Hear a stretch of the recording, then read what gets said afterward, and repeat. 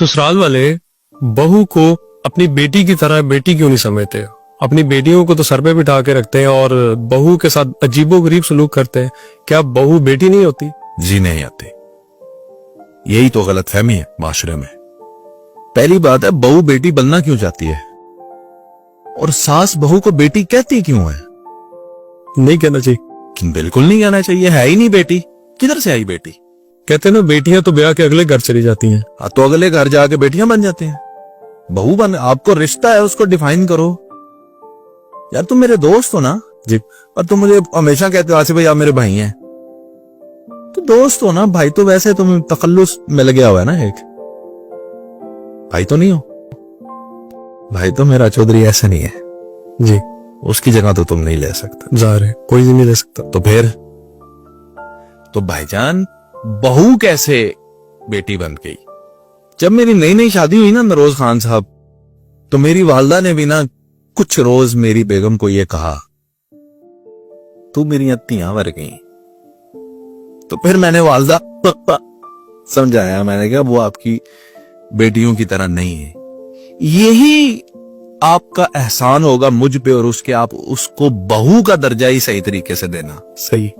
और मैंने अपनी बेगम को भी ये बात कही। मैंने कहा जनाबे वाला, ये आपकी वालिदा नहीं है, ये आपकी सास है। आपकी यही मेहरबानी बहुत होगी मुझ पे कि आप इनको सास का दर्जा मुनासिब देना, जो वो डिजर्व करती हैं उतना उनको दर्जा देना। मां तो नहीं ना हो सकती। अब आप मेरी एक बात बताएं, मां और बेटी का रिश्ता पहले निकालें जी। वो फील करें उसको कि एक बेटी और मां जो दुनिया का हर ऐब अपनी बेटी का अपने सीने में छुपा के दफन करके मर जाने वाली शख्सियत को कहते हैं मां। ऐसे ही। इतनी सी भी बात बहू की नजर आ गई, पूरी दुनिया को बताने वाली को कहते हैं सास। ऐसे ही है। उधर मां जो है वो बच्ची की गलतियां छुपा रही है, इधर सास दुनिया को दिखा रही है। एक कड़ी मां है जनाब।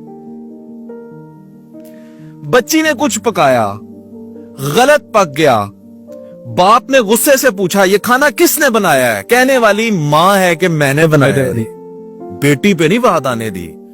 यहां पे खाने में कुछ ना भी निकले ते जोरी कह देना है कि जनाब वाला है तो मजा ही नहीं आ रहा खान का। साडे घर नहीं है जिदा पकदा, धी रानी है, इस चीज की कमी है, इसे कहते हैं साज। हूं दसो ये केड़ी मां है जी?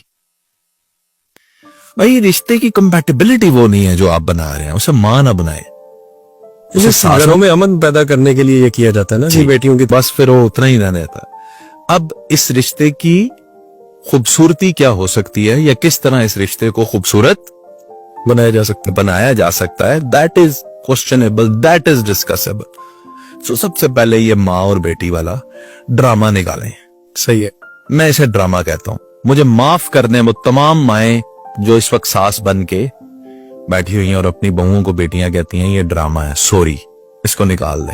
वो तमाम बहुएं जो सास को कहती हैं मेरी अम्मी है, सॉरी, ड्रामा है, ना कहें। अब आ जाएं आगे कि ये रिश्ता कैसे खूबसूरती के साथ कट सकता है, कैसे अच्छाई के साथ कट सकता है। दोनों की वैल्यूज को समझें। सबसे पहले जो बहू है जो उसके बेटे की बीवी बन के आ रही है, ये याद रखें कि आप कि इस घर में कदम रखने से पहले अव्वलीन तरजीह उसके बेटे की उस घर के अंदर उसकी मां थी।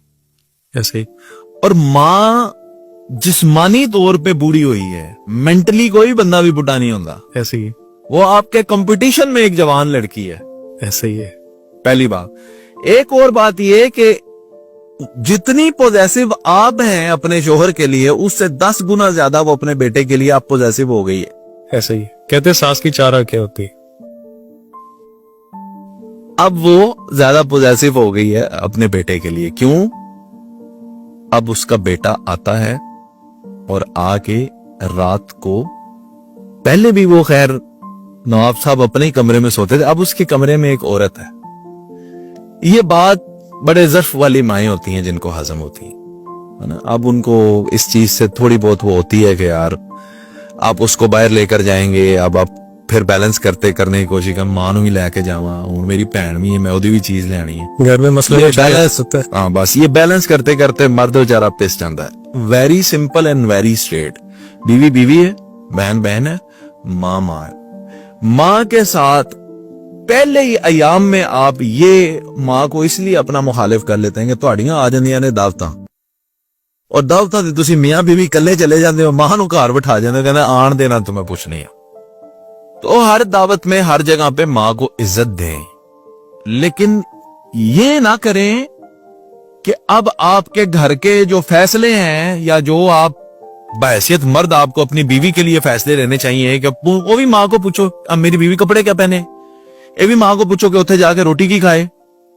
नहीं, she is a human being, independent है वो, उसको अपने फैसले खुद करने दें। बिल्कुल। और माँ को आप साथ लेकर जाएं और फैसले खुद करें।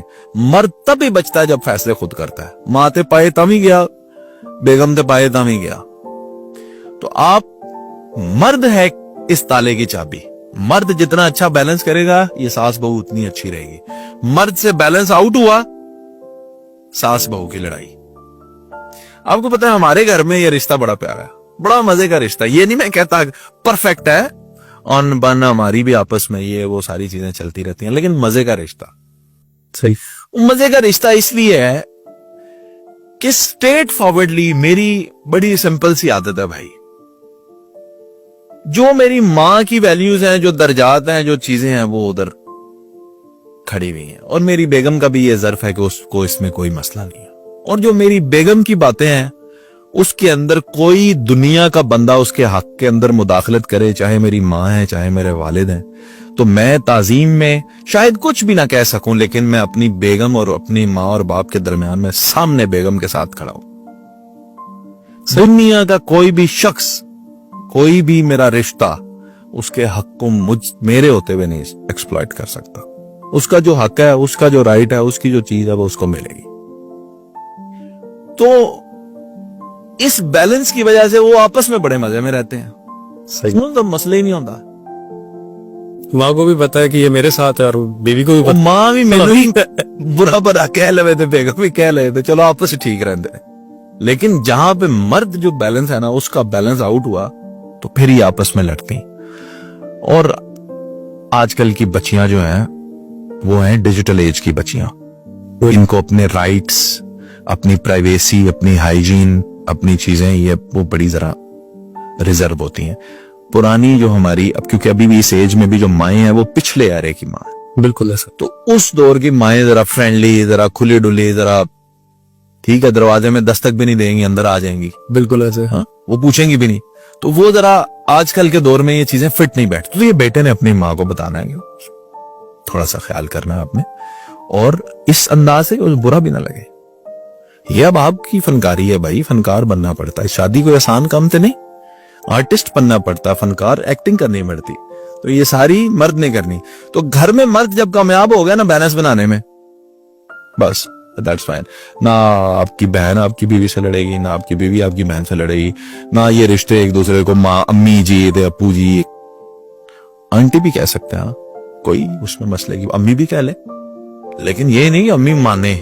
तो जो अम्मी मानोगे फिर अम्मी वाली एक्सपेक्टेशन रखोगे और लपनी को नहीं गाल, तो फिर आपका दिल दुखेगा। तो मेरा ख्याल है रिश्तों की खूबसूरती यही होती है कि वो जिस डोमेन में आए उन्हें वैसा ही रखा जाए। उनको ना उससे बहुत ज्यादा इज्जत देने की जरूरत है और ना कम तो बिल्कुल भी देने की जरूरत नहीं। लेकिन एक चीज और आपसे पूछूंगा कि जो नया फर्द होता है ना घर में, उसको एडजस्ट होने में बड़ा टाइम लगता है, लेकिन उसकी जो नुक्स होते हैं वो स्टार्ट से ही शुरू हो जाते हैं दिखने। क्या उसको टाइम देना नहीं चाहिए? देना चाहिए। देखें, नुक्स जो है ना, ये बड़ी, मैं नहीं इस तरह के अल्फाज इस्तेमाल करना चाहता जो आप मुझसे करवाना चाहते हैं ना, ये जरा साइकोलॉजिकली भी उसको कंट्रोल करने के लिए भी ये हथकंडे इस्तेमाल किए जाते हैं ना। अभी तंते अभी नहीं आता, तो मुझे पोछा ही नहीं लगाना आता, तो मैं हांडी में नमक नहीं डालना आता। वो देखो, इसको तो चाय नहीं सही बनानी आता। हम कैसे चाय बनाते हैं? हम तो दूध को कभी नहीं इतना काटते। हमारा तो खाना कॉन्टिनेंटल होता है। हाँ, इसको देखें, और इसको तो सर्व भी नहीं करना आता। तो ये उसको जरा मेंटली भी थोड़ा, तुम अभी ये हथकंडे होते हैं, बिल्कुल भी नहीं करने चाहिए। बच्ची हूं मैं कहना कुछ भी ना आए, बच्ची हूं कुछ भी ना, कुछ भी ना आए, तो फिर भी उसको ये आप कंफर्टेबल जोन दें कि आप इधर आए, अब आप सीखें, आप बनाए। पहले 2 महीना डेढ़ तो मैं समझता हूँ उसे किचन में जाना ही ना दिया जाए, उसे याशी कराई जाए, रानी बना के बैठाया जाए, उसे घर के कानून कवानीन जो है वो समझाए।